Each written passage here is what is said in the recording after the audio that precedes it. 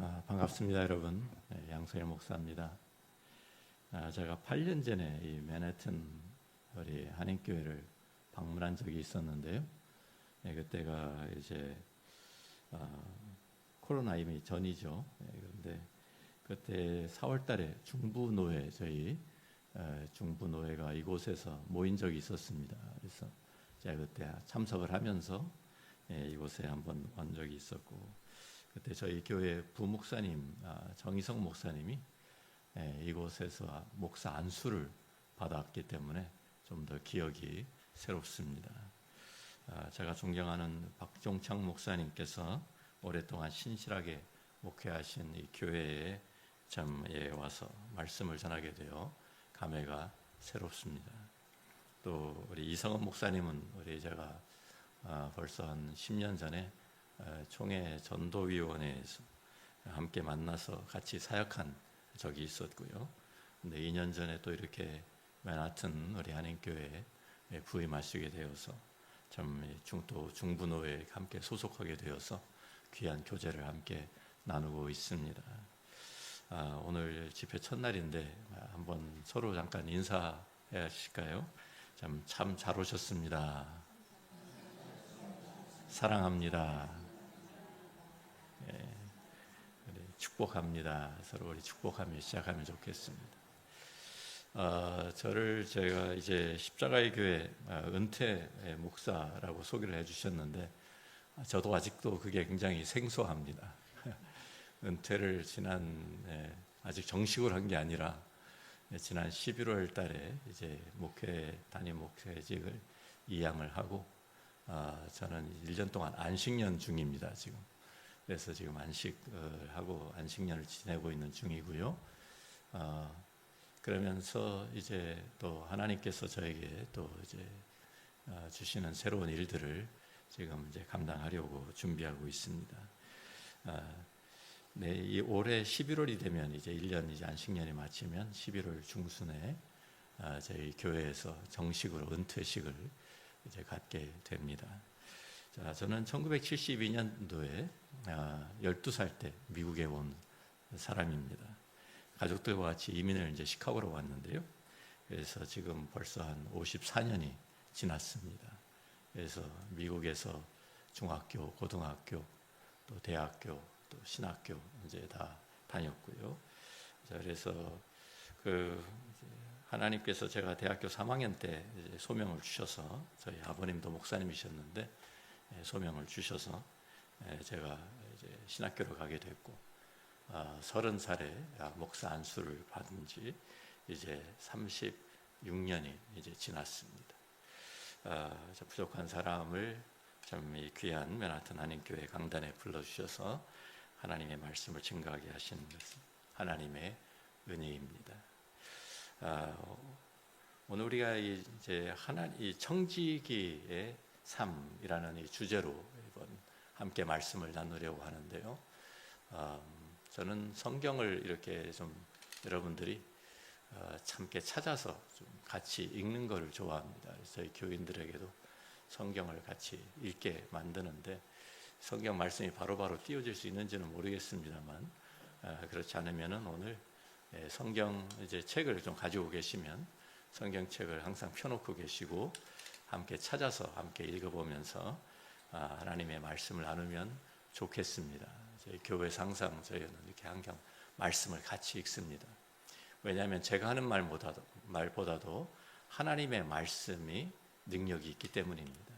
그래서 우리는 항상 하나님의 말씀에 집중해야 되고 하나님의 말씀이 가장 귀한 그것이 우리의 생명을 주는 말씀이기 때문에 기회가 있는 대로 말씀을 같이 읽고 같이 나누고 하는 것이 가장 중요한 것입니다. 각 세대마다 유행하는 말들이 이제 있지요. 줄임말, 또 신조어 이런 것들이 많이 있습니다. 코로나 때 유행한 것 중에 하나가 확진자였습니다. 그래서 코로나 병에 걸려서 확진을 받았다라는 말도 되지만 너무 그때 방에 갇혀가지고 먹기만 하다 보니까 살이 확 쪄가지고 확진자가 됐다라는 그런 이제 유행어가 있었죠. 또 요즘 젊은이들, 한국 젊은이들이 사용하는 것들 가운데 몇 가지가 저는 아무리 들어도 무슨 소리인지 모를 그런 말들이 많더라고요. 감다살이라는 말 들어봤습니까? 감다뒤 이런 말 들어보셨습니까? 요새 MZ세대가 하는 말이랍니다. 감각이 다 살아있네 하는 말이 감다살이고요. 감각이 다 뒤졌네, 죽었다라는 말이 감다뒤랍니다. 또 분깨미라는 말 들어보셨습니까? 분깨미. 또 생소하죠. 무슨 소리 하나. 분위기 깨서 미안해라는 이런 말이라고 합니다. 또 하여튼 이런 이제 줄임말들을 많이 사용하잖아요. 그래서 너무 줄여버리니까 무슨 뜻인지도 잘 이해가 안 되는 말들도 많습니다. 근데 제가 젊었을 때도 유행하던 시대마다 이렇게 유행하는 말들이 많이 있어요. 그래서 그때 줄임말이 있었는데 백설공주. 우리가 백설공주라면 백설 아주 이쁜 그 동화에 나오는 이제 그 공주를 생각하게 되는데 백설공주가 그 당시엔 어떤 말로 쓰였는지 아십니까? 백만인이 설설기는 공포의 주둥아리.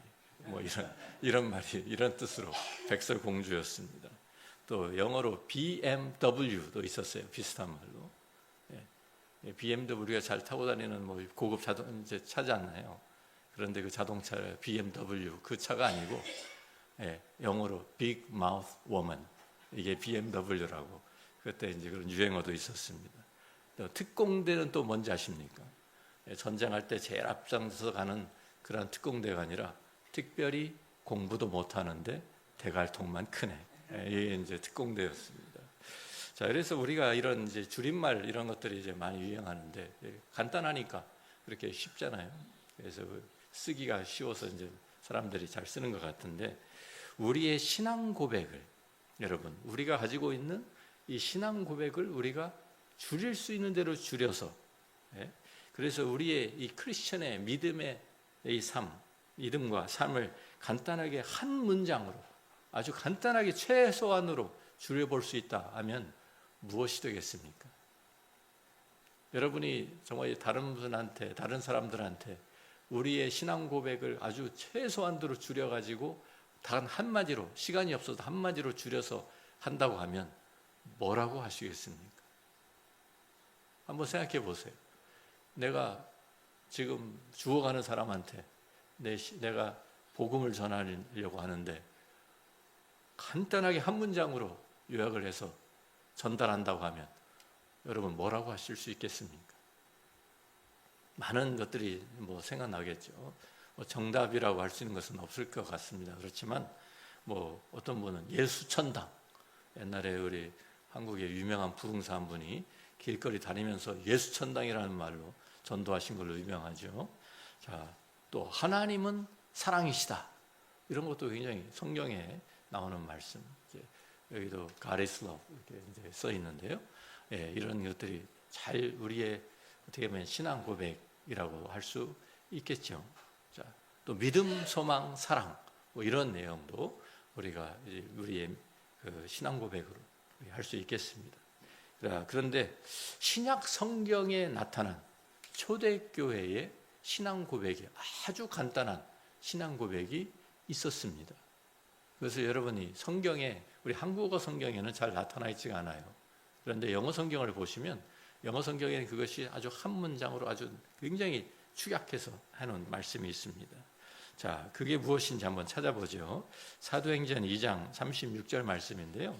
사도행전 2장을 한번 가서 찾아보시면 좋겠습니다. 사도행전 2장 36절 109, 제가 가진 성경은 190페이지에 있는데요. 찾으셨으면 한번 같이 한번 읽어보겠습니다.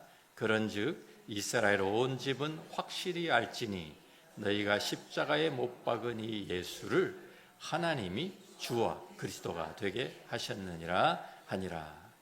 자, 이 사도행전 2장 36절에 보면은요, 예수를 하나님이 주와 그리스도가 되게 하셨느니라. 예수는 주, 예수는 그리스도라는 이 고백 여기에 나와 있죠. 자, 이 사실 이 내용은요, 오순절에 사도 베드로가 성령이 강림하신 후에 사도 베드로가 선포한 첫 번째 신약적인 설교입니다. 신약 교회의 설교입니다. 첫 번째 한 설교가 여기에 기록되어 있습니다. 그래서 긴 이렇게 그 설교를 했는데 그것을 마지막 결론을 어떻게 내리냐면은 바로 이 36절 말씀이에요. 이스라엘 온 집은 확실히 알지니 너희가 십자가에 못 박은 이 예수가 누군지 아느냐? 바로 주와 그리스도다 라는 이 고백으로 이 설교가 요약이 되는 것이죠. 자, 그래서 이 신앙 고백이 초대교회의 신앙 고백이었다라는 것을 알 수가 있습니다. Jesus is Lord. Jesus is Christ. 이 내용이에요. 자, 우리가 이 신앙 고백을 우리가 또 찾을 수 있는 것이 로마서 10장 9절인데요. 로마서 10장 9절도 한번 가서 찾아보시면 좋겠습니다. 사도행전 바로 다음에 우리가 로마서가 나오죠. 10장 9절 254페이지입니다. 자, 거기도 같이 10장 9절 말씀 같이 읽어봅니다. 내가 만일 내 입으로 예수를 주로 시인하며 또 하나님께서 그를 죽은 자 가운데서 살리신 것을 내 마음에 믿으면 구원을 받으리라. 그렇죠. 내 입으로 예수를 주로 시인하며 라고 했는데 이 영어 성경에 보면은 그게 따옴표로 딱 돼 있어요. Jesus is Lord 라고 그렇게 고백을 하면 입으로 너는 구원을 받는다. 그것을 마음에 믿으면 구원을 받는다라고 분명히 우리에게 선언해 주고 있습니다. 또 우리 고린도전서 12장에도 또 내용이 또 나오는데요. 같이 읽어봅니다. 자, 고린도전서 바로 로마서 다음에 또 고린도전서가 나오죠. 12장 3절 말씀입니다.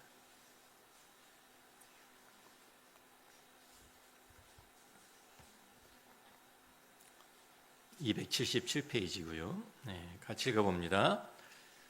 그러므로 내가 너에게 알리노니 하나님의 영으로 말하는 자는 누구든지 예수를 저주할 자라 하지 아니하고 또 성령으로 아니하고는 누구든지 예수를 주시라 할 수 없느니라. 성령으로 아니하고는 누구든지 예외가 없다는 말이죠. 예수를 주시라 할 수 없다라고 분명히 성경이 못을 받고 있습니다. 여기서도 영어 성경을 보면 Jesus is Lord 라고 이렇게 그 고백을 따옴표에 담아 놓았습니다. Jesus is Lord, 바로 이 예수는 주시다 라는 이 신앙 고백이야말로 우리 크리스천들의 믿음의 고백이고요, 또 복음의 핵심입니다. 자, 그래서 우리가 이 고백을 하는 사람들이 바로 크리스천들인 거예요. 그런데 여러분, 우리가 크리스천, 우리 자신들을 우리는 그리스도인이라고 부르고 있지 않습니까?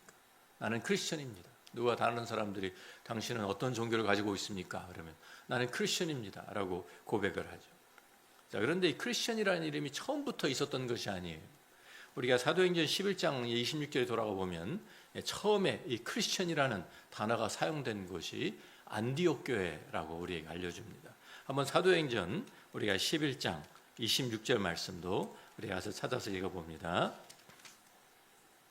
11장 26절에 207페이지죠. 신약성경 207페이지 26절 말씀, 사도행전 11장 26절 같이 읽어봅니다. 만남에 안디옥에 데리고 와서 둘이 교회에 1년간 모여 있어 큰 무리를 가르쳤고 제자들이 안디옥에서 비로소 그리스도인이라 일컬음을 받게 되었더라. 아멘. 자, 여기 안디옥 교회에서, 그렇죠? 안디옥 교회가 어떤 교회입니까? 첫 이방인 교회입니다. 스데반 집사의 그 순교와 함께 교회가 흩어지게 되었습니다. 많은 사람들이 이 박해를 피해 가지고 사방으로 흩어지는데, 그래서 초대교회가 그래서 거기에서 유대 지방으로, 그다음에 사마리아 지방으로, 그리고서는 그다음에는 다시 또 좀 그 북쪽의 수리아 안디옥까지 이제 복음이 전해지게 된 거예요. 그래서 이 유대인들뿐만 아니라 처음으로 이 이방인 지역에서 이방 사람들이 복음을 듣게 되었습니다. 그리고 예수를 믿게 되었어요. 이 복음을 들은 이방인들이 예수를 믿게 되어서 좀 함께 모여가지고 시작된 교회가 바로 이 안디옥 교회입니다. 그러니까 안디옥 교회는 너무나도 귀한 교회예요. 이방인들이 모여가지고 세워진 교회니까. 자, 그런데 이 안디옥하고 다소라는 곳이 상당히 그렇게 멀지 않습니다. 지금은 다 이제 터키라는 우리 투르키예라고 하는 이제 그곳에 있는 그 지역들이죠. 그래서 이 안디옥에 지금 그 교회가 시작이 되었다. 이방인 교회가 시작이 되었다라는 말을 들은 사도들이 예루살렘에서 그 소식을 듣고 그래서 바나바라는 사람을 보냅니다. 그래서 그곳에 가서 좀 살펴보라. 어떻게 된 일인지. 그래서 이 바나바라는 사람이 이곳에 와서 보니까 너무나도 참 하나님의 은혜 가운데 교회가 잘 세워지고 있는 거예요. 그래서 여기에 이 교회에 필요한 좀 이 말씀을 가르칠 사람이 필요하겠다. 그래서 자기 혼자 힘이 부족하니까 다소에 있던 사울, 그러니까 바울이죠. 바울을 가서 데리고 옵니다. 그래서 함께 이 교회에서, 이 안디옥 교회에서 1년 동안 말씀으로 이 안디옥 교회를 잘 양육한 것이죠. 자, 그래서 이곳에서 그 열매로 나타나서 그 말씀을 들은 이 안디옥 교회 성도들이 얼마나 성실하게 주님을 섬겼던지 이 교회에서 처음으로 그리스도인, 크리스천이라는 말이 생겨났다. 비로소 그리스도인이라 일컬음을 받게 되었다. 그 전까지는 그냥 제자들, 아니면 예수 그리스도의 도를 따르는 사람들 이렇게 불렸던 사람들이 여기에서 처음으로 크리스천이다 라고, 그리스도인이다 라고 별명을 얻었다는 거예요. 이게 자기 자신들이 스스로 이렇게 붙인 이름이 아닌 거예요. 여러분, 그리스도인이라는 그 단어가 무슨 뜻인지 아십니까? 그리스도에게 속한 사람이라는 뜻이에요. 그리스도에게 종살이하는 사람. 얼마나 열심히 내가 섬기는 분은 그리스도라고 자랑하고 다녔던지 다른 사람들이 이 사람들은 그리스도에게 종살이하는 그리스도의 종들이구나. 그런 의미로. 그렇죠? 그래서 그리스도의 종살이하는 사람.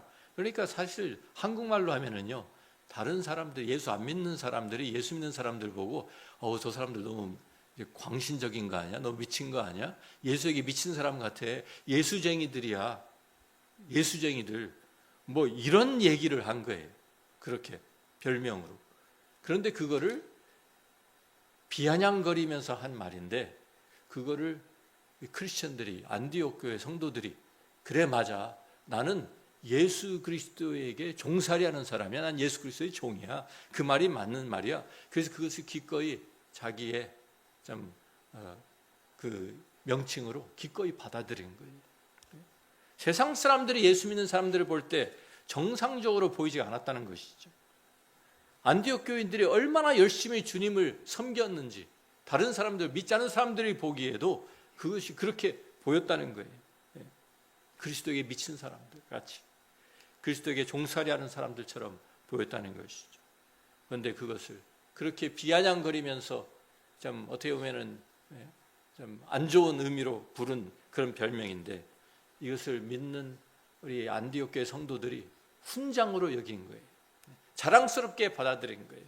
그래, 나는 예수 그리스도의 종으로 사는 사람 맞아. 나는 크리스천이야. 그래서 크리스천으로 스스로를 부르기 시작했다는 것이죠. 예수님을 종이 되어서 예수님을 섬기는 것을 기쁨으로, 특권으로 받아들였다라는 말입니다. 여러분 예수님을 섬기는 것이, 내가 예수님의 종이 되었다는 것이, 크리스천이 되었다는 것이 여러분의 기쁨으로, 특권으로 받아들이고 계십니까? 아멘입니까? 자랑스러우십니까? 교회 다니는 거 감추고 계시진 않습니까? 성경책 들고 다니는 게, 저도 한때는 어렸을 때 이 성경책 들고 다니는 게 교회 가는다는 표시가 나니까 부끄러워가지고 성경책 들고 다니는 거 숨겨가지고 다니는 그런 때도 있었던 것 같아요. 근데 그게 아니라 예수 믿는 게 너무나도 자랑스럽고 기쁨이고 감사하고 하나님의 은혜인 것을 특권으로 받았다는 것이죠. 자, 그래서 예수를 주님으로 부르는 사람들, 바로 그들이 크리스천입니다. 그런데 이 주님, 예수는 주시다 라고 고백하는 이 고백에는요, 좀 더 큰 의미도 있습니다. 특별히 구약 성경을 우리가 돌아가서 보면 구약 성경에서 이 주님, 주인이시다 라고 이렇게 부르는 분은 하나님이에요. 하나님, 창조주 하나님을 주님이라고 부르는 아도나이라고 하는 이 히브리 말로, 그것은 하나님을 부를 때 쓰는 말이에요. 하나님이 창조자시다. 하나님 모든 것을 창조하셨기 때문에 모든 것에 합당한 주인이시다라는 그런 뜻인 것이죠. 자, 우리가 시편 24편, 우리가 이제 구약 성경으로 좀 가서 봅니다. 우리 시편 24편에 있는 말씀은 한번 구약 성경 시편 24편 819페이지에 있습니다. 구약 성경, 제가 가진 성경 819페이지 1절과 2절 말씀인데요. 찾으셨으면 같이 한번 읽어봅니다. 땅과 거기에 충만한 것과 세계와 그 가운데 사는 자들은 다 여호와의 것이로다. 여호와께서 그 터를 바다 위에 세우시며 강들 위에 건설하셨도다. 그래서 땅과 거기에 충만한 것, 세계와 그 가운데 사는 자들은 다 여호와의 것이로다. 그랬어요. 왜? 하나님이 세우셨으니까. 2절에. 그렇죠? 하나님이 다 만드셨으니까, 하나님이 창조주시니까, 하나님이 창조주로서 이 모든 것, 땅에 있는 것, 땅에 있는 모든 것, 사람, 짐승, 모든 것을 다 하나님께서 만드셨기 때문에 하나님이 주인이시다. 합당한 주인이시다. 이 모든 것에 대한 권리를 가지고 계시다라고 선언하는 것입니다. 제가 만약 엔지니어로서, 저는 이제 대학교 때 엔지니어링 공부를 했는데요. 엔지니어로 뭘 발명품을 만들었다. 그러면 거기에 제가 그 주권을 가지고 있는 것이죠. 그래서 이건 내가 만든 거니까 내 겁니다. 그래서 특허도 내고 할 수 있지 않습니까? 그렇죠? 권리를 주장할 수 있잖아요. 화가가 그림을 그렸어요. 그럼 그 그림, 화가가 팔기 전까지는 누구 겁니까? 화가가 그린 사람이 자기 작품이니까 자기 소유권을 주장할 수 있는 것이죠. 음악가도 마찬가지. 작곡을 하고, 그래서 다 이 창작에 한 그에 대한 그 권리를 주장할 수 있는 겁니다. 하나님께서 하나님의 지혜와 하나님의 능력으로 이 모든 세상 만물을 다 창조하셨기 때문에 이 모든 세상 만물은 당연히 하나님의 것이라. 하나님은 모든 것의 정당한 주인이시라고 성경이 선포하고 있는 것입니다. 하나님께서는 우리에게도 생명을 주셨기 때문에 우리의 생명도 주님의 것인 것입니다. 하나님이 합당한 주인이시다. 그것을 구약 성경이 하나님은 주님이시다, 아도나이 라고 선언하는 것입니다. 선포하는 것입니다. 그것이 이제 신약 성경에 와서 예수는 주시다, 여기에 포함이 되는 거예요. 좀 한번 또 다시 이제 또 찾아봅니다.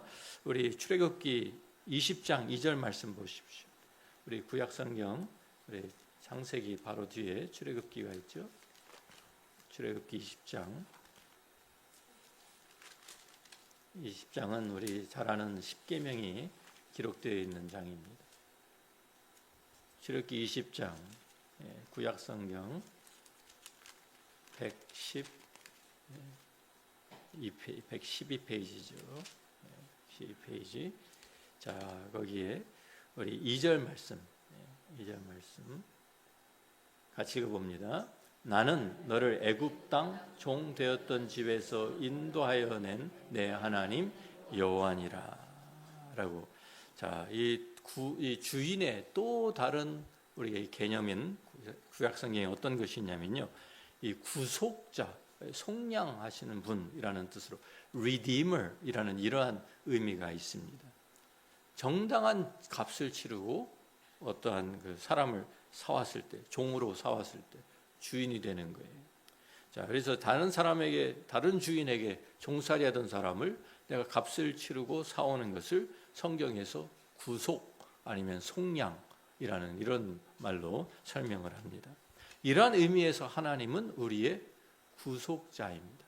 여기에 보면 나는 너를 애굽 땅 종되었던 집에서 건져낸, 인도하여 낸 내 하나님 여호와니라.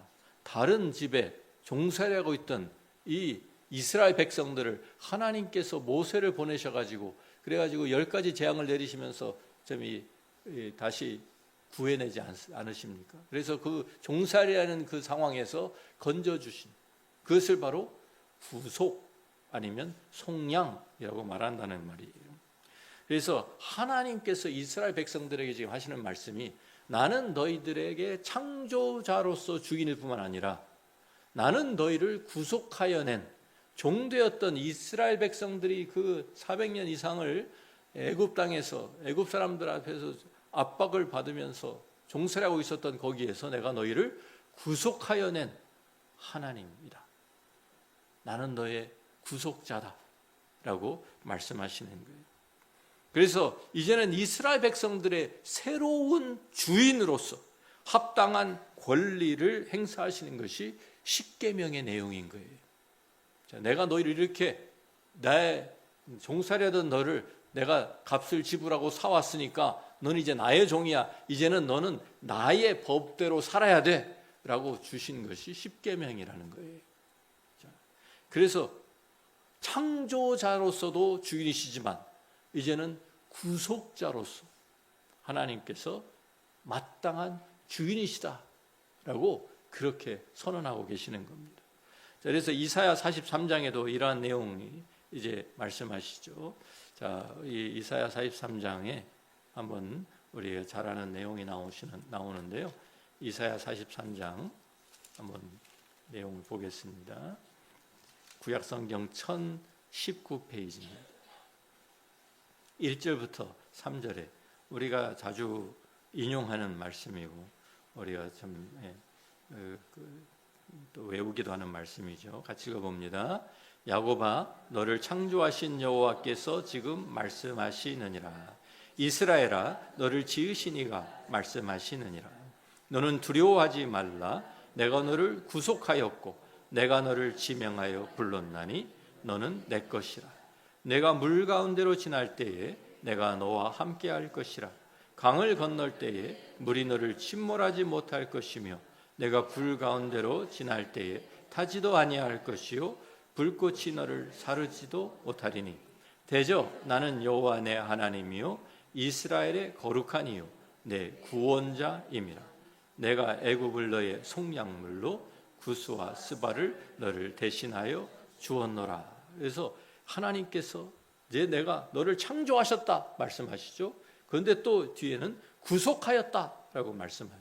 내가 너를 지명하여 불렀다. 너는 내 것이다.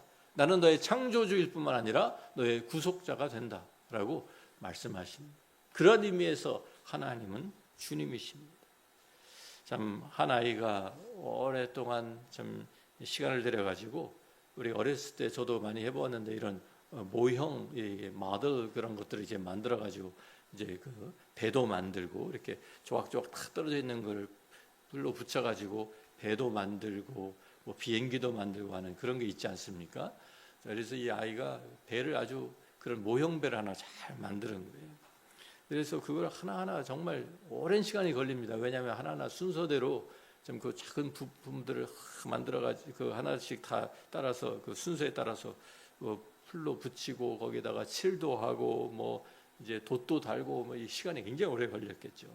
자, 그래서 이렇게 다 만들어가지고 너무 좋아가지고 이제 이거 배를 만들었으니까 내가 강에다가 띄워봐야 되겠다. 그래가지고 강가로 가지고 갔어요. 그래서 강가에 이렇게 띄워놓고 이제 잘 뜨나 보려고 띄웠는데 물살이 갑자기 확 지나가면서요. 그 바로 옆에 띄워보고서 그냥 그거를 이렇게 다시 잡을 수 있는데 거기다 놨는데 멀리 쓱 들어가 버린 거예요. 그래서 물살 따서 막 내려가서 열심히 쫓아갔는데 놓치고 말았어요.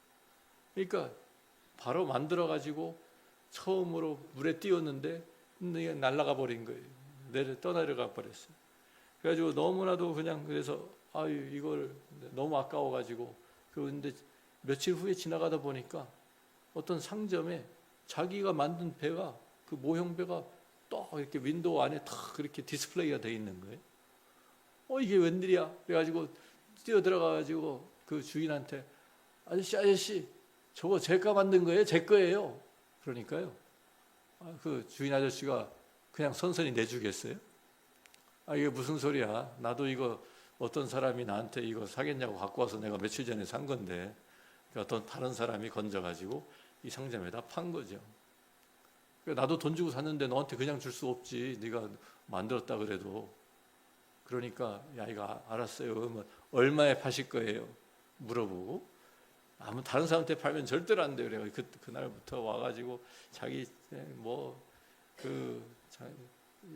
저금통에다 하는 거 다 깨가지고 보니까 거기에 그래도 돈이 부족해가지고 그냥 열심히 아르바이트도 하고 용돈을 벌어가지고 그 돈을 채워가지고 가서 지불을 한 거예요.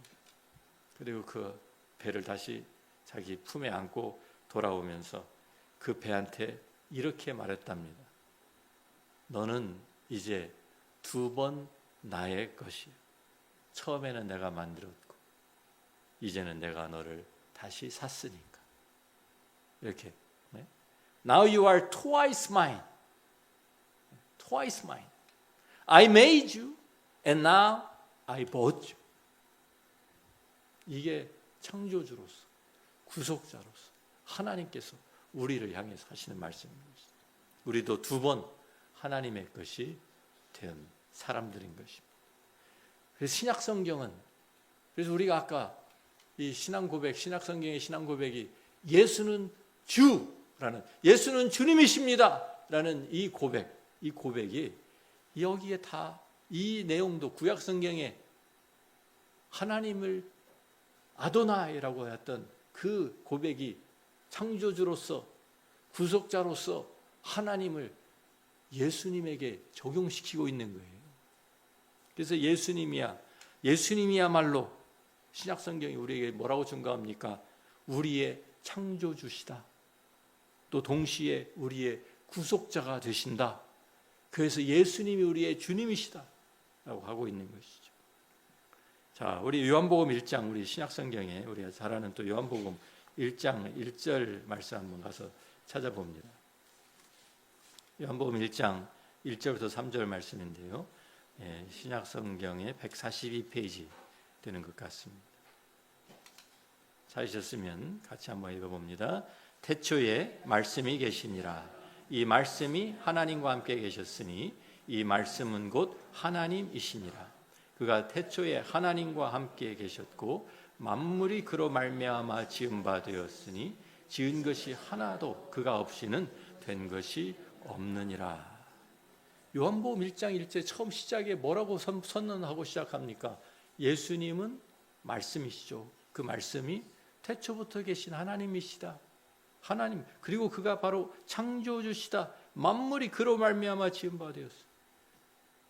지금 이 사도 요한도 예수님을 어떻게 소개하려고 하는 것이냐면 예수님은 주님이시다. 왜? 예수님은 창조주 하나님이시기 때문에. 바로 그분이 우리에 오신 거예요. 그렇죠? 그래서 이 예수님이 말씀이 육신이 되어 14절에 우리 가운데 거하신다라고 말씀하고 있지 않습니까? 우리가 그 영광을 보니 아버지의 독생자의 영광이요 은혜와 진리가 충만하더라라고 예수 그리스도를 이렇게 요한복음 1장에 소개하고 있는 것입니다. 또 우리가 지금 빌립보서 2장 6절부터 또 찾아보면은요, 이 사도 바울이 빌립보서 2장 에베소서 다음에 빌립보서죠. 자, 우리 319페이지입니다. 신약성경 319페이지 빌립보서 2장 6절부터 9절까지 6절부터 11절까지 같이 읽도록 하겠습니다. 읽어봅니다. 그는 근본 하나님의 본체시나 하나님과 동등됨을 취할 것으로 여기지 아니하시고 오히려 자기를 비워 종의 형체를 가지사 사람들과 같이 되셨고 사람의 모양으로 나타나서 자기를 낮추시고 죽기까지 복종하셨으니 그 십자가에 죽으십니다. 이러므로 하나님이 그를 지극히 높여 모든 이름 위에 뛰어난 이름을 주사 하늘에 있는 자들과 땅에 있는 자들과 땅 아래에 있는 자들로 모든 무릎을 예수의 이름에 꿇게 하시고 모든 입으로 예수 그리스도를 주라 시인하여 하나님 아버지께 영광을 돌리게 하셨느니라. 아멘. 그렇죠. 여기에도 사도 바울도 뭐라고 말합니까? 그는 근본 하나님의 본체시다. 하나님과 동등한 분이었는데 그것을 벗어 놓으시고 이 땅에 우리와 같은 사람으로 나타나셔서 우리 위해서 이 구속의 사역을 감당하시고 그리고 다시 참 하늘 위에 높이 올려서 모든 이름 위에 뛰어난 이름을 받게 되셨다. 그래서 모든 무릎이 예수 그리스도의 이름 앞에 무릎을 꿇게 하셨다. 그리고 모든 입으로 예수 그리스도를 어떻게 시인해요? 주라. Jesus is Lord. 여기 또 나오죠. 이 신약 성경의 가장 원시적인 신앙 고백인 것입니다. 예수는 주. 우리가 그냥 예수님을 주님이라고 부르는 의미 없이 부르는 것이 아니에요. 예수님은 바로 나의 창조주 하나님이시다. 예수님은 바로 나의 구속자가 되신다. 나의 십자가에 달려서 나의 모든 죄를 다 씻어주신 바로 그 구속자가 되신다. 예수님은 창조주이신 하나님, 예수님은 구속자가 되시는 하나님이라는 고백인 거예요. 그래서 우리는 마땅히 그렇다고 하면 우리는 뭐냐? 우리는 바로 그 주님의 종이다. 종이라는 거예요. 그래서 이 종으로 우리는 종이기 때문에 우리의 하나님을, 우리의 주님을 우리가 마땅히 예배해야 되겠죠. 그렇죠? 예배해야 되겠죠. 자, 그래서 우리가 이 주님은 우리의 예배를 받으시기에 합당하신 하나님이라 뜻이에요. 나는 예수님은 주님이시다 고백할 때 바로 그 주님은 나의 예배를 받으시기에 합당하신 하나님이시라는 거예요. 우리 이제 요한계시록 4장 우리 성경의 마지막 책에 가서 보셔도요. 참 이 내용이 이러한 개념이 잘 나타나고 있습니다. 우리 요한계시록 4장과 5장을 가서 보시면 4장과 5장에 하늘에서 올려지고 있는 하늘에서 이루어지고 있는 그 예배의 장면이 우리에게 보여지고 있어요. 먼저 요한계시록 4장 9절부터 11절 말씀을 한번 보십시오. 자, 우리 신약성경 403페이지, 404페이지인데요. 같이 우리 읽어봅니다. 그 생물들이 보좌에 앉으사 세세토록 살아계시는 이에게 영광과 존귀와 감사를 돌릴 때에 24장로들이 보좌에 앉으신 이 앞에 엎드려 세세토록 살아계시는 이에게 경배하고 자기의 관을 보좌 앞에 드리며 이르되 우리 주 하나님이여 영광과 존귀와 권능을 받으시는 것이 합당하오니 주께서 만물을 지으신지라 만물이 주의 뜻대로 있었고 또 지으심을 받았나이다 하더라.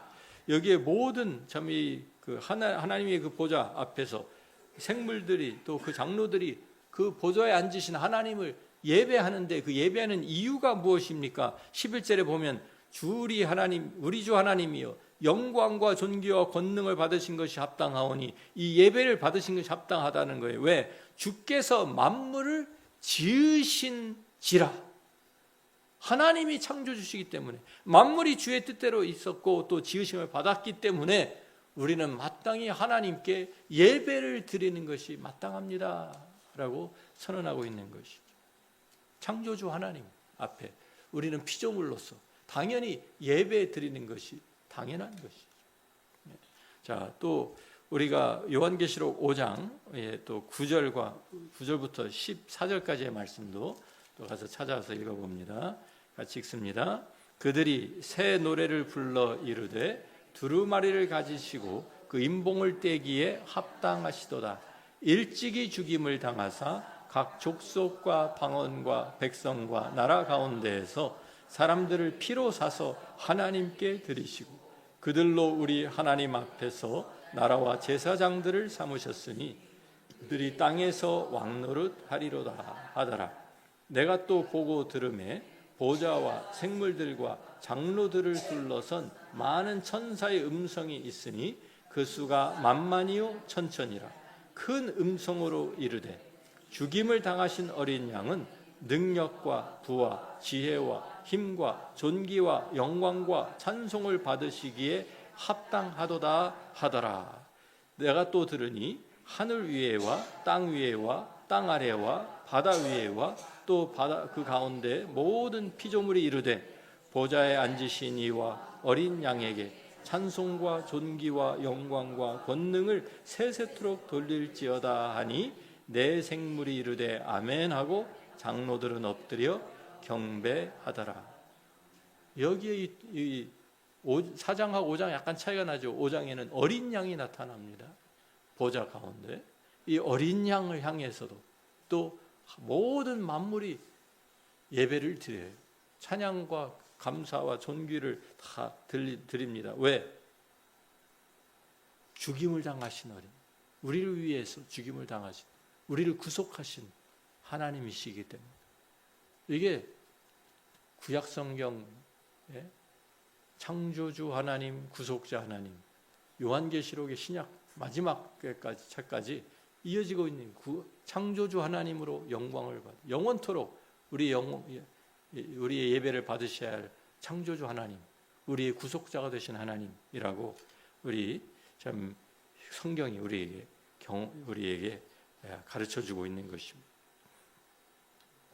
우리는 이렇게 두 번 주님의 것이 되었기 때문에 온전히 주님의 것으로 살아가야 합니다. 그것이 청지기의 삶입니다. 마땅히 우리는 예배 드리는 자리에 있어야 하는 것이고요. 우리는 마땅히 하나님께 우리의 삶을 통해서 예배를 드려야 하고 영원토록 찬송해야 하는 것입니다. 왜? 하나님은 나의 창조주 하나님이시고 나의 구속자 하나님이시기 때문입니다. 자, 그래서 고린도전서 6장 19절부터 20절 말씀도 한번 우리 찾아보겠습니다. 고린도전서 6장에 우리 269페이지죠. 신약성경 19절과 20절 말씀 같이 읽어봅니다. 너희 몸은 너희가 하나님께로부터 받은 바 너희 가운데 계신 성령의 전인 줄을 알지 못하느냐. 너희는 너희 자신의 것이 아니라 값으로 산 것이 되었으니 그런즉 너희 몸으로 하나님께 영광을 돌리라. 여러분, 우리가 참 용서받지 못하는 죄인들이었는데 예수 그리스도의 그 보혈의 피로 우리가 사신바 되었고 하나님께서 그 귀중한 예수 그리스도의 보혈의 그 값으로 우리를 사셨다는 것을 여러분 믿으십니까? 그렇다면은 이제는 내가 어떻게 살아야 되느냐고 우리가 가르쳐 주잖아요. 값으로 산 것이 되었으니 이제는 내 것이 아니라는 거예요. 나도 내 자신이 내 것이 아니다. 누구의 것이에요? 하나님의 것이, 주님의 것이에요. 그러니까 당연히 이제는 주님을 위해서 살아야 돼. 너희 몸으로 하나님께 영광을 돌리라. 내 마음대로 살 수가 없다는 것이. 에베소서 2장 8절부터 10절 말씀도 보십시오. 같이 한번 찾아가 봅니다. 에베소 2장 8절부터 10절 311페이지입니다. 같이 읽어봅니다. 너희는 그 은혜에 의하여 믿음으로 말미암아 구원을 받았으니 이것은 너희에게서 난 것이 아니요 하나님의 선물이라. 행위에서 난 것이 아니니 이는 누구든지 자랑하지 못하게 함이라. 우리는 그가 만드신 바라 그리스도 예수 안에서 선한 일을 위하여 지으심을 받은 자니 이 일은 하나님이 전에 예비하사 우리로 그 가운데에서 행하게 하려 하심이니라. 아멘. 우리는 그가 만드신 바라 새로운 피조물로 우리를 또 지어주신 거예요. 다시 죄에 빠져서 허물 많은 우리들을 다시 살리시고 구원하셔서 하나님의 소유로 삼으시면서 우리가 이제 다시 새로운 피조물이 되었는데, 이 새로운 피조물로 지음을 받은 목적도 하나님께서 예비하신 선한 일을 위해서 우리는 지음을 받은 사람들이다. 우리가 창조 하나님의 피조물로서 지음을 받은 것도, 우리가 구속을 받은 이유도, 우리가 다시 새로운 피조물이 된 것도 결국에는 우리가 내 자신을 위해 사는 것이 아니라 하나님을, 주님을 위해서 살게 하시기 위해서라는 것이죠. 그러니까 내 마음대로 내 뜻대로 사는 것은요, 신앙생활 하는 것이 아닙니다. 내 마음대로 사는 게 어떻게 신앙생활 하는 거예요? 신앙생활도 내 방법대로 하면 안 되는 거예요. 내 마음대로 내 뜻대로 내가 원하는 대로 살아가는 사람은 사실은 누구의 종이라고 할 수 있어요? 아니에요. 예수 그리스도의 종이라고 할 수가 없어요. 예수님의 뜻대로 움직이는 사람이 예수 그리스도의 종이지. 예수 그리스도의 뜻대로 살아가는 사람들이 예수 그리스도를 주라고 부르는 사람들이지. 내 마음대로 살아가면서 내 마음대로 행하면서 나는 예수 그리스도, 예수님은 나의 주님이시야, 이거는 고백하고 내 삶이 맞지가 않지 않습니까? 이게 일치가 돼야 돼요. 그래서 오늘 우리가 읽은 이 내용을 다시 한번 우리 본문 말씀 누가복음 17장 7절부터 10절 말씀을 다시 한번 읽어보면 좋겠습니다. 이 개념을 가지고, 주인, 종의 개념을 가지고 한번 다시 이 내용을, 주님이 말씀하신 이 비유 말씀인데요, 같이 읽어봅니다. 7절부터 10절까지 누가복음 124페이지에 있죠. 같이 읽습니다.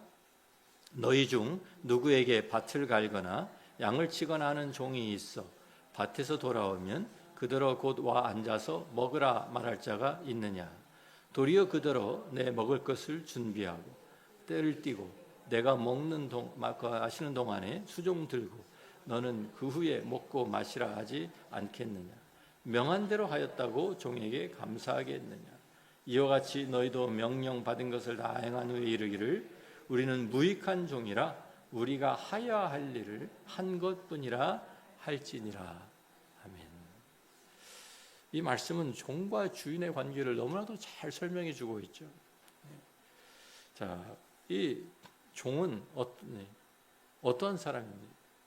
주인을 위해서 존재하는 사람입니다. 주인을 위해서 하루 종일 일을 하고 있는 거예요. 눈이 오나 비가 오나 날씨가 날씨와 상관없이 자기가 좋든 싫든 주어진 일을 해야 하는 것이 종의 신분입니다. 그래서 아침이 되면 밭에 나가서 밭도 갈아야 돼. 또 양도 쳐야 돼. 그래가지고 밭일도 하고 양도 치고 소도 돌보고 다 나가서 하루 종일 참 그 떼약볕 가운데서 일을 하고 땀을 흘리고 일을 하다가 이제 저녁이 되어서 집에 돌아옵니다. 그러면 우리 같으면은 이제 하루 일 끝났다, 이제 집에 가서 좀 편하게 쉬자. 그리고 집에 와서는 이제 릴렉스를 하잖아요. 그런데 집에 왔어요. 집에 돌아왔는데 종이에요. 그러니까 주인이 이제 종을 맞이해 주면서 야, 얼마나 수고해. 하루 종일 땀 많이 흘렸지. 힘들었지. 얼마나 고생했냐. 야, 들어와서 밥 빨리 먹고 빨리 가서 샤워하고 밥 먹고 왜 해? 그렇게 합니까? 아니라는 거예요. 종이기 때문에 하루 종일 밖에서 일했는데 집에 돌아왔는데도 또 할 일이 있는 거예요. 누구를 위해서? 주인을 위해서. 주인이 뭐라고 얘기를 합니까? 야, 여기 와서 빨리 앉아서 밥 먹어. 다 차려놨어. 이런 게 아니라는 것이죠. 야, 들어왔구나. 저녁 시간이지. 뭐 해야 돼? 밥 해야지. 빨리 가서 밥 해. 부엌에 가서 밥 해야 되는 거예요. 또 밥 해가지고 밥을 차려가지고 주인 드실 동안에 옆에서 시중 들면서 물도 따라 드리고 다 해야 되는 거예요. 그런 다음에야 주인이 다 먹고 마시고 그 식사가 끝난 후에야 밥을 먹을 수 있는 게 종의 신분이라는 거예요. 그렇지 않습니까?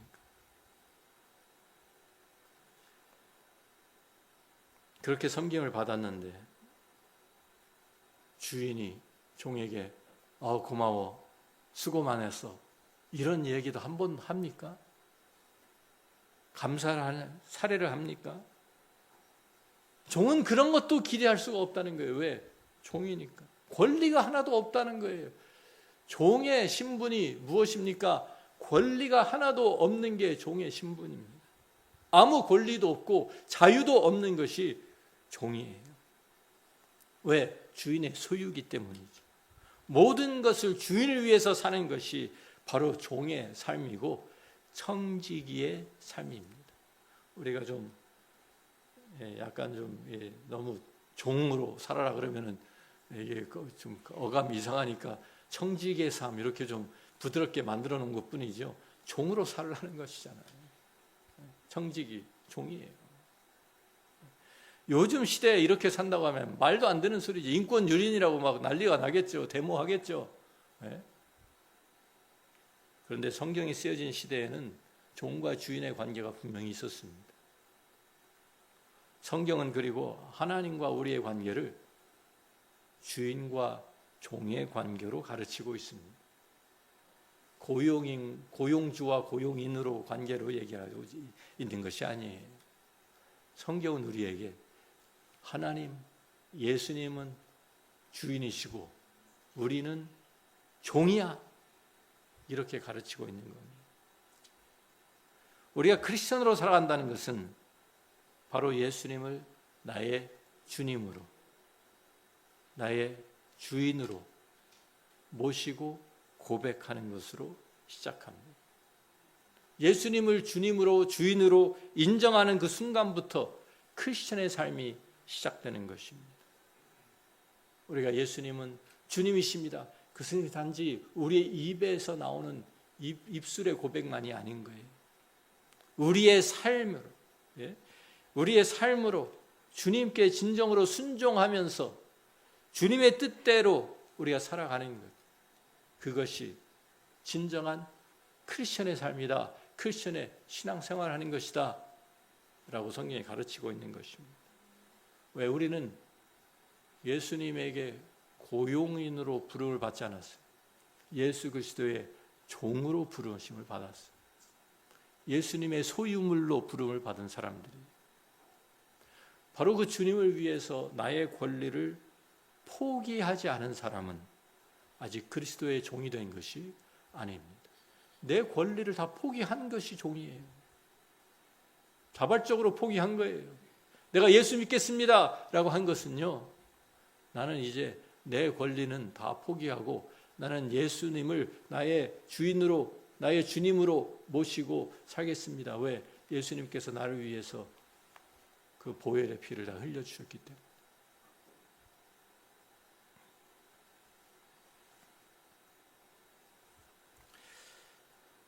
주님께서 나에게 맡기신 모든 것들도 그러면 누구의 것입니까? 종은요, 소유권이 없어요. 잠깐 맡아서 관리하는 것만 하는 것이지 내 것입니다라고 할 수 있는 것이 무엇이 있습니까? 우리에게 하나님께서 주신 모든 것은 사실 우리가 이 땅에 살아가는 동안 우리가 필요한 것 하나님께서 우리에게 공급해 주시고 하나님께서 우리에게 사용할 수 있도록 허락해 주시는 것이지 내가 소유하고 있다, 내가 소유권을 누리고 있는 것 하나도 없어요. 그러니까 죽을 때 모든 거 다 놓고 가야 되잖아요. 가지고 가요?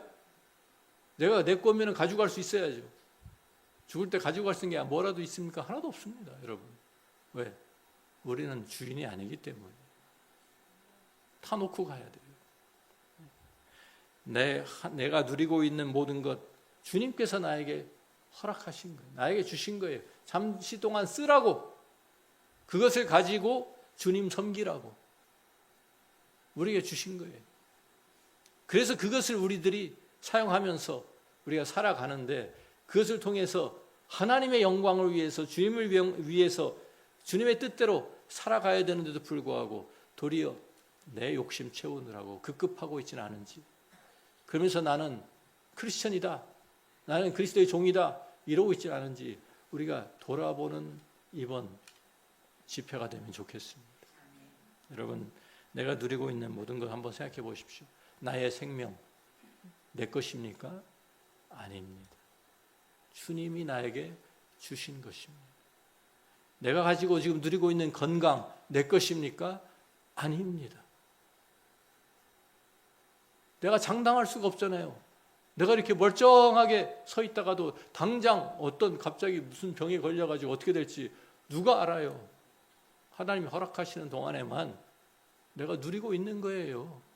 내가 주인이, 내가 권리가 없어요. 그것을 내가 어떻게 할 수 있는. 내가 지금 가지고 있는 지혜도, 재능도, 힘도, 시간도, 물질도, 가족들도 내 것입니까? 내 소유가 아닙니다. 다 주님 것입니다. 그 어느 것도 내 것은 하나도 없어요. 그냥 이 세상에 사는 동안에 하나님께서 은혜로 우리에게 베풀어 주셔서 우리가 그것을 누리고 살고 있는 것뿐이에요. 참된 주인이 누구십니까? 이 모든 것의 참된 주인은 하나님 한 분이십니다. 그래서 우리는 그 주님을 섬기는 것이고, 우리는 그 주님을 위해서 우리에게 주신 모든 것을 또 주님을 위해 사용해야 되는 것이죠. 우리에게 맡겨진 모든 것을 우리가 충성스럽게 관리하면서. 왜? 우리는 이 모든 것을 영원히 소유하고 있는 소유권을 가진 사람들이 아니라 우리는 그냥 하나님의 종으로서 맡아서 관리하고 있는 사람들이기 때문이죠. 우리가 많은 때에 우리에게 맡기신 것을 큰 세 가지 영역으로 나눕니다. 자, 그래서 우리가 이것을 영어로 다 T로 시작하기 때문에 영어 단어가 3Ts라고 우리가 말을 하는데요. 첫 번째는 시간입니다. time. 하나님께서 우리에게 주신 시간도, 그 자원을 우리에게 주신 모든 자원을 크게 나누면 세 가지 부분으로 나누는데, 첫 번째가 시간이에요. time. 두 번째 treasure. 재물이죠. 우리가 이 땅에 사는 동안에 하나님께서 우리가 맡기신 재물이 또 있어요. 마지막 세 번째 T는 talent. talent. 재능. 하나님께서 우리에게 맡기신 재능.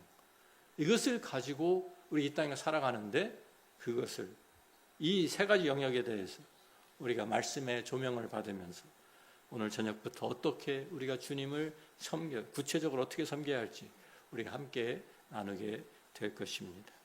그런데 먼저 선행되어야 될 것은 우리 삶의 모든 부분에서 하나님의 절대적인 주권을 인정하고 드러내는 것입니다. 우리의 입으로, 신앙 고백으로 인정하는 것뿐만 아니라 우리의 삶으로, 우리의 태도로 주님은 정말 나의 주인이십니다. 진정한 주인이십니다. 라는 것을 고백하고 있느냐는 것이죠. 그래서 고린도전서 10장 31절 말씀 보십시오. 우리가 잘 아는 말씀이니까 제가 그냥 읽어드릴게요. 그런즉 너희가 먹든지 마시든지 무엇을 하든지 다 하나님의 영광을 위하여 하라. 그렇죠? 잘 아시는 말씀이죠. 너희가 먹든지 마시든지 무엇을 하든지, 먹고 마시는 건 가장 기본적인 것이죠. 근데 그것부터 시작해서 무엇을 하든지 모든 것이 다 하나님의 영광을 위해서 하라. 그렇게 살아야 되는 거예요. 자, 이것이야말로 이 하나님의 절대적인 주권을 내 삶 속에서 인정하면서 시작하는 것이 우리 믿음의 시작이고요. 예수는 주라는 이 신앙 고백의 시작입니다. 우리는 진정한 의미에서 크리스천들입니까? 그냥 우리 입으로만 당신 나는 교회 다니니까 난 크리스천이야, 이게 아니라 예배에 출석을 해도 우리가 크리스천으로서 정말 하나님의 주권, 예수 그리스도의 주권 인정하고 살고 있느냐. 내가 교회에서 직분을 가지고 있다고 해도 그냥 그게 내가 예수님을 섬기고 있는 의미는 아니죠. 진정으로 하나님의 주권을 내 삶 속에서 내가 인정하고 있느냐. 주님을 위해서 나의 모든 것을 또 내어드릴 수 있는 예수 그리스도의 종인지.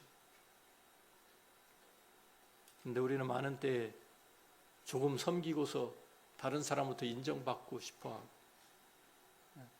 사람들이 안 알아준다고 뭐 삐치고 이러고 있지는 않은지.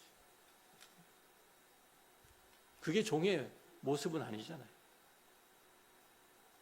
예수님, 주님 되시는, 내가 진정으로 입술로 고백할 뿐만 아니라 삶으로 표현하는 우리 모든 성도들이 될 수 있기를 주의 이름으로 축원합니다. 우리 함께 잠깐 묵상하며 우리 좀 같이 기도하는 시간 가지면 좋겠습니다.